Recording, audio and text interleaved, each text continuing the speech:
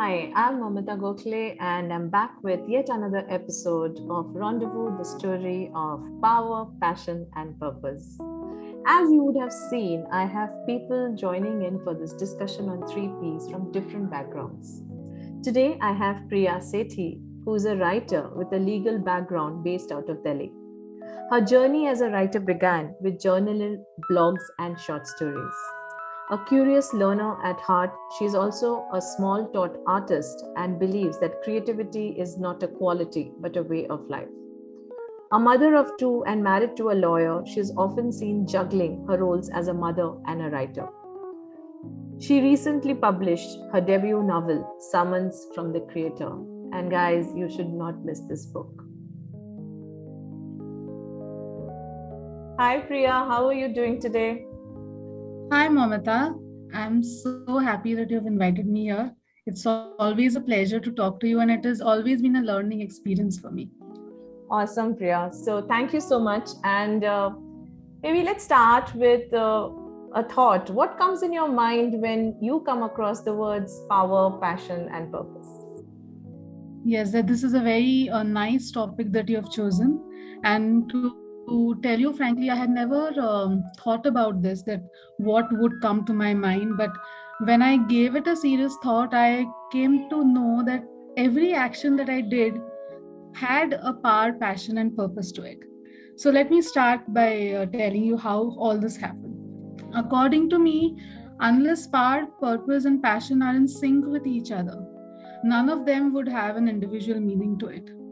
Say, for example, if you look at a tree, without its roots, bark, leaves, or fruit and flower, it is incomplete. Similarly, a human life without passion, purpose, and power is directionless. The way roots give a strong foundation to the tree, so does any of the above mentioned P's, that is, passion, power, and purpose, would do. And whether a person chooses passion, power, or purpose as their foundation for an action to shape the other two is their personal choice, because I feel all the three coexist. That's a wonderful way of, I think, attaching the tree, the tree and Mhm. the human and the three P's playing a role in terms of shaping up the human life. Yes. I like this perspective, and especially coming from an author like you, Priya. Thanks for sharing that. So, Thanks. how do you see this playing in your life? The all the three P's. Yes, see, for me, having a purpose is of utmost importance. A strong foundation is a well placed purpose for any action. So let's take the most basic act of, say, cooking a meal, for example. What is my purpose when I cook a meal? To provide healthy nourishment to my family. And here, let me add, choosing the right purpose from which you can derive a passion and power for your purpose is necessary. Whenever I give a thoughtful meaning to an action, the purpose itself becomes my passion. For that act, that particular moment when I am cooking, I am passionate about providing a nourishing meal for my family. Now, coming to the third P, which is power. Most people look at power as something obtained or derived from a position or a designation or even money for that matter. But I look at it differently. When power comes from external sources, I have observed it mostly corrupts a person. As opposed to this, when power comes from within, by within I mean from our purpose and passion, it does not corrupt but it encourages the person as well as the people around them. So you can call it power or positive energy or a good vibe. All these are manifested within us. Applying it to my example of cooking a meal, power comes from the love I have for my family. Power is derived from the appreciation and the love I receive from my family. When we enjoy the same meal, the meal that I cooked, so you see everything is interlinked because they enjoy the same thing, same action, and I get the fruits of that action whenever it is done with a lot of involvement. So that is power for me. But here, if my purpose would have been, oof, I have to cook a meal, I don't have an option but to do it, then my passion and power would go for a toss. The reason I chose cooking as an example is because I want to stress on the fact that any act can be done with involvement by instilling a strong purpose and deriving passion and power from it. Wow. Wow. A simple activity of cooking, which I guess we women do it. And you Yes, have every day. aligned, yeah, every day. And you have aligned all the three P's so nicely in it. And I'm already feeling, next time I cook, I'll look at all the three P's while cooking the dish. Thanks for That's fun. sharing that, Priya. Yeah. So now that you say that alignment is definitely a big requirement for power, passion, and purpose, Mhm. would you also want to rank them in terms of which one would come first or? For me, ranking would be I need a purpose, and then the passion and the power follows. And mostly they are all interlinked, so I won't decipher between them.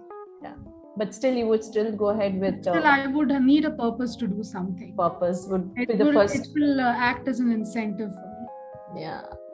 So how do you think maybe now when you interact with a lot of people you come across, and I've been coaching for a while, and I come across a lot of people who may be aware of their passions, but they're not sure how to align it with their purpose, and how in that order how do they become more powerful.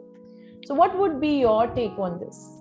What I would like to share is how this finding a purpose and deriving passion and power from my purpose has helped me in my writing. So let me tell you my story, and maybe it inspires whoever listens to this. Sure. So when I understood writing to be my true calling, tracing back to the whys and hows, it threw light upon the fact that unknowingly I had applied this theory of purpose, passion, and power to my writing. Few years back, when I started writing, I had a purpose to find a way, to find answers to my questions, and to inspect whether writing is a powerful tool which can help me heal. With this as my purpose, gradually writing became my passion. When I published my first novel last year, Summons from the Creator, writing became my power. And now it is like meditation. So, Priya, what would you tell the listeners? Some message, some wisdom, or maybe your 2 cents on the three P's? I like to read, so once I came across this lovely quote by Eckhart Tolle. He says that wherever you are, be totally there. To this, I will add my small bit that whenever you are, whenever you are there, your purpose, passion, and power will always be aligned. So, staying in the present moment is what has worked for me and will always work for others also. Yeah.